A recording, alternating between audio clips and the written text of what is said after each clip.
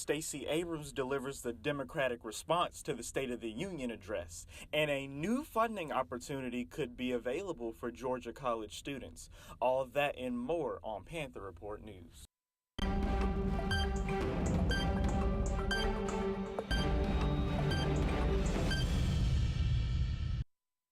Welcome to Panther Report News. I'm Tyrik Wynn. And I'm Kern Nelson.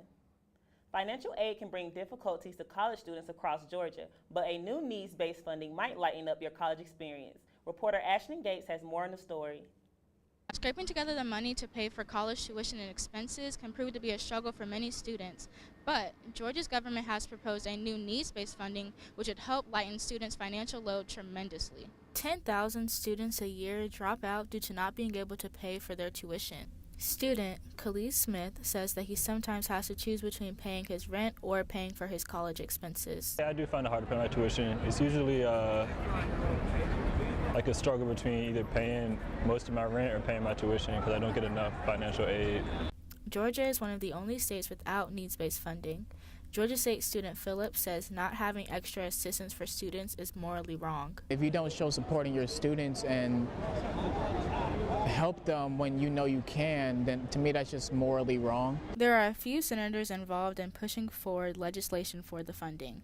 Senator Lester Jackson out of Savannah, Georgia gave an exclusive statement. Myself and several other senators are trying hard to have the funding in place by 2020.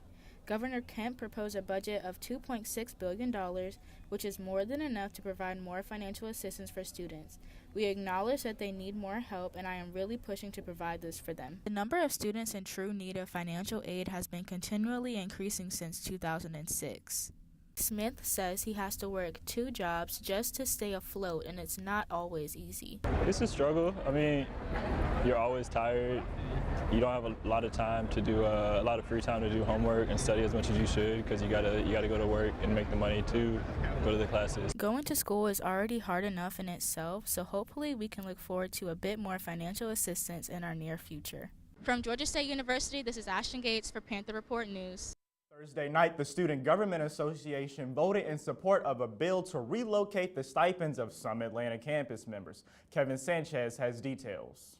On Thursday, the Student Government Association's Atlanta Senate passed a bill that may impact the pockets of some members next year. Finance Director Naveen Bhamakanti introduced the bill to senators that reallocates stipend positions and balances office hours to fit practical experience. Over the past couple of years, the workload and the amount of work and the amount of hours needed for the work has decreased for some of the positions and increased in other positions. While the bill takes $340 from the Atlanta Executive Vice President, it's able to distribute that money to other positions. Members who served those roles in the past were able to weigh in on the process.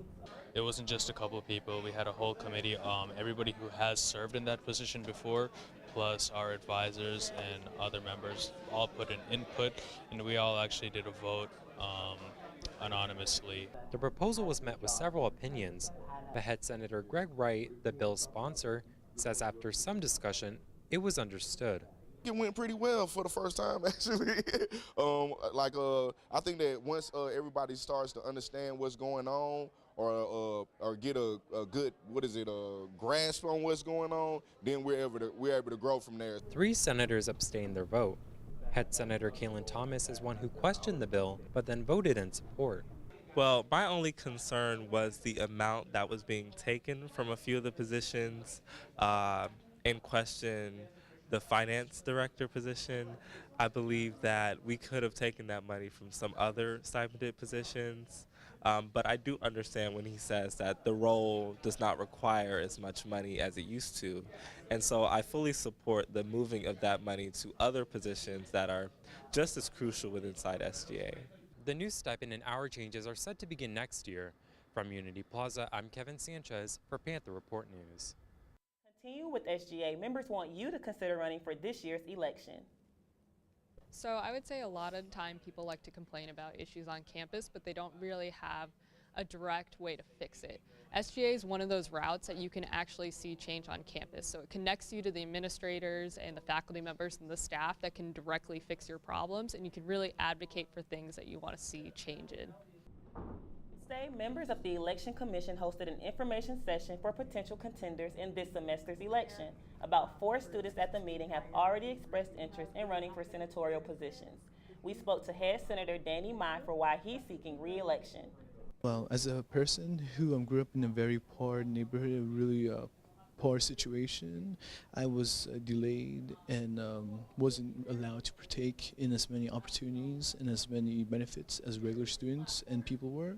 So in running for re-election next semester, I intend on being able to showcase those opportunities, those events, those things that students have access to but aren't fully aware of. Furthermore, I'm a firm believer in promoting student health and student wellness, so I'm going to be running on a platform in which I will be engaging students, letting them know the opportunities, the testing, et cetera, that we all have access to but currently isn't too well known.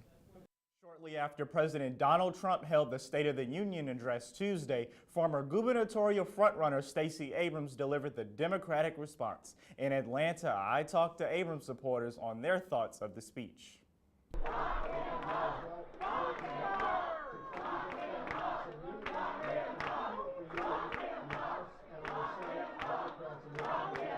Many of Stacey Abrams' supporters have gathered at watch parties around the state of Georgia to hear what she calls the Abrams Address, a response to President Trump's State of the Union, which he gave earlier, and Stacey Abrams followed immediately right after him. Many supporters here at Noni's Bar did not agree with what President Trump had to say. On Tuesday night, Democrats came together in solidarity to support Democrat Stacey Abrams. Elected official Camilla Hobson listened to President Trump's State of the Union, and she says we need to look into what the president is saying. Some of the things that he said were definitely things that we should, as a nation, really, explore. Christian Woods says if Democrats want to succeed in the future, they need to work together. I mean, obviously, I'm a Democrat through and through, and so I may not always see eye to eye with the president, but every day I get up and I support amazing leaders like Stacey Abrams. Hobson supports Stacey Abrams because she agrees with what she stands for. Her message and her vision, her passion is for the people. And it's not just for a certain group of people, it's for everyone. And that's one of the things that, we love about her, and that's one of the things that we need when it comes to have, our elected officials. We need people who genuinely care about everyone and are trying to make a difference in the lives of everyone across the board. I'm Tyrik Wynn for Panther Report News. This week, Atlanta experienced record-breaking warmth as temperatures reached 80 degrees. This beat the previous high of 72 degrees from the year of 1937. Let's see if this heat wave will continue next week. Monday will have morning showers with a high of 59 and a low of 54. Tuesday will be rainy with a high of 65 and a low of 44. It will be cloudy early Wednesday, but we'll see the sun come out later in the afternoon with a high of 60 and a low of 37. Thursday we will have showers with a high of 60 and a low of 49. And Friday will continue with rain and a high of 62 and a low of 44. That's our show. Make sure you stay connected to Panther Report News throughout the week. Be sure to follow us on all social media platforms at GSU PRN. Also, subscribe down below and please let us know what you think in the comments.